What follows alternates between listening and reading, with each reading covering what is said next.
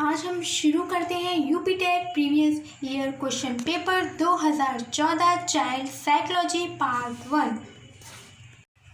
पहला प्रश्न आप सभी लोगों के सामने है।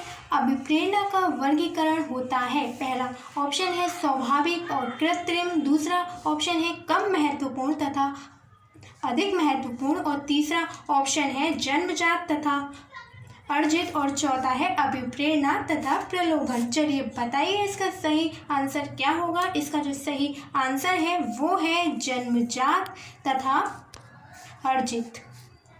यानी कि मनोवैज्ञानिकों ने अभिप्रेरणा का जो वर्गीकरण किया है वो किया है दो प्रकार से, यानी कि जन्मजात और दूसरी है अर्जित। जन्मजात अभिप्रेरणा होती है नींद, भूख, प्यास, ये सारी की सारी जो होती हैं वो होती है जन्मजात अभिप्रेरणा। और दूसरी है अर्जित। अर्जित अभिप्रेरणा होती हैं जैसे कि उपलब्धि, सत्ता, सम्मान, ये जो सारी चीज़ें होती हैं वो होती हैं अर्जित अभिप्रेरणा। चलिए नेक्स्ट पर आते हैं।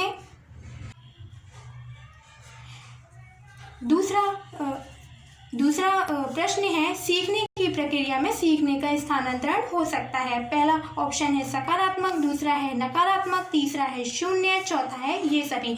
चलिए बताइए इसका सही आंसर क्या होगा। इसका जो सही आंसर है वो है ये सभी। यानी कि सीखने की प्रक्रिया में जो सीखने का स्थानांतरण होता है वो होता है तीन प्रकार से, सकारात्मक, नकारात्मक, शून्य।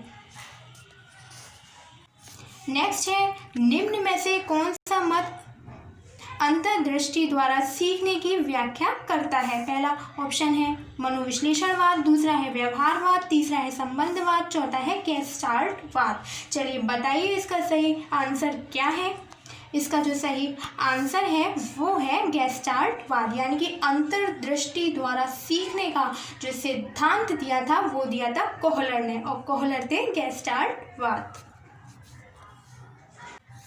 किस मनोवैज्ञानिक ने सीखने की सामग्री के रूप में निरर्थक शब्दों का प्रयोग किया। पहला ऑप्शन है विलियम जेम्स, दूसरा है स्किनर, तीसरा है एबिंगहॉस, चौथा है बार्टलेट। चलिए बताइए इसका सही आंसर क्या है। इसका जो सही आंसर है वो है एबिंगहॉस। यानी कि जिस मनोवैज्ञानिक ने सीखने की सामग्री के रूप में निरर्थक शब्दों का प्रयोग किया वो थे एबिंगहॉस। सीखने के नियम दिए हैं। पहला ऑप्शन है पावलोव, दूसरा है स्किनर, तीसरा है थॉर्नडाइक, चौथा है कोहलर। चलिए बताइए इसका सही आंसर क्या है। इसका जो सही आंसर है वो है थॉर्नडाइक। यानी कि जो सीखने के प्रमुख नियम जो दिए थे वो थे अमेरिकी मनोवैज्ञानिक थॉर्नडाइक। सीखने के जो मुख्य नियम दिए थे वो थे तीन, यानी कि पहला था तत्परता का नियम, दूसरा था अभ्यास का नियम और तीसरा था प्रभाव का नियम। सीखना है व्यवहार में परिवर्तन, अनुभव तथा अभ्यास का परिणाम, या फिर व्यवहार में अपेक्षाकृत स्थायी परिवर्तन, या फिर उपरोक्त सभी। चलिए बताइए इसका सही आंसर क्या है। इसका जो सही आंसर है वो है उपरोक्त सभी। यानी कि जब भी हम अगर कुछ सीखते हैं, अगर आपके व्यवहार में परिवर्तन हो और अनुभव तथा अभ्यास का परिणाम हो तथा व्यवहार में अपेक्षाकृत स्थायी परिवर्तन हो तो हम कह सकते हैं कि यह है सीखना। इसका जो सही आंसर है वो है उपरोक्त सभी। नेक्स्ट है शारीरिक वृद्धि और विकास को कहते हैं। पहला ऑप्शन है तत्परता, दूसरा है अभिवृद्धि, तीसरा है गतिशीलता और चौथा है आनुवांशिकता। चलिए बताइए इसका सही आंसर क्या होगा। इसका जो सही आंसर है वो है अभिवृद्धि। यानी कि अगर शारीरिक वृद्धि हो रही है तो हम कह सकते हैं कि यह कहलाती है अभिवृद्धि। तत्परता इसका आंसर नहीं है, गतिशीलता नहीं है, आनुवांशिकता भी नहीं होगा। इसका जो सही आंसर होगा वो होगा अभिवृद्धि। चिंतन संज्ञानात्मक पक्ष में एक मानसिक क्रिया है, यह कथन दिया गया है। यह एक फेमस डेफिनेशन है जो हर बार पूछी जा सकती है। चलिए बताइए इसका सही आंसर क्या है। पहला ऑप्शन है डीवी द्वारा, दूसरा है गिलफर्ड द्वारा, तीसरा है क्रूज द्वारा, चौथा है रॉस द्वारा। चलिए बताइए इसका जो सही आंसर होगा वो होगा रॉस द्वारा, यानी कि चिंतन संज्ञानात्मक पक्ष में एक मानसिक क्रिया है। यह जो डेफिनेशन दी थी वो दी थी रॉस ने। बाल मनोविज्ञान के आधार पर कौन सा कथन सर्वोत्तम है। पहला ऑप्शन है सारे बच्चे एक जैसे होते हैं, दूसरा है कुछ बच्चे एक जैसे होते हैं, या फिर तीसरा है कुछ बच्चे विशिष्ट होते हैं, और चौथा है प्रत्येक बच्चा विशिष्ट होता है। चलिए बताइए इसका सही आंसर क्या है।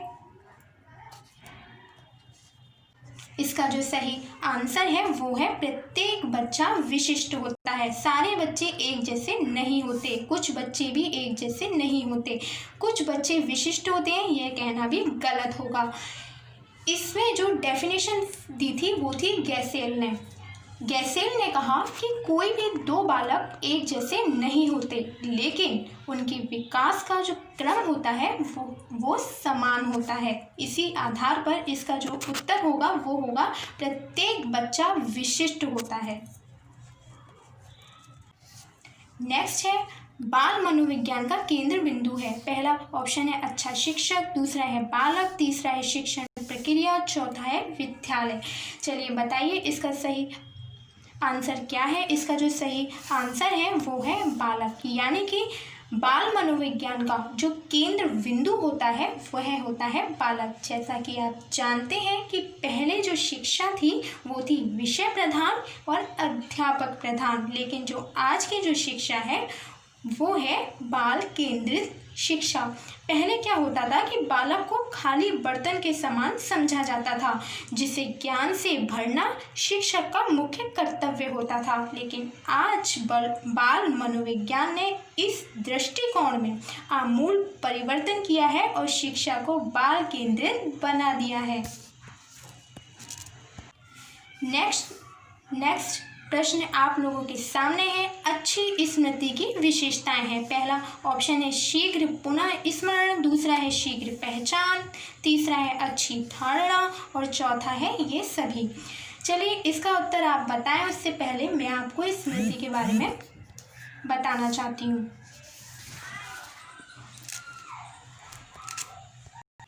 मैं जो आप लोगों को बताना चाहती हूँ वो है डेफिनेशंस, यानी कि वुडवर्थ ने स्मृति की एक डेफिनेशन दी।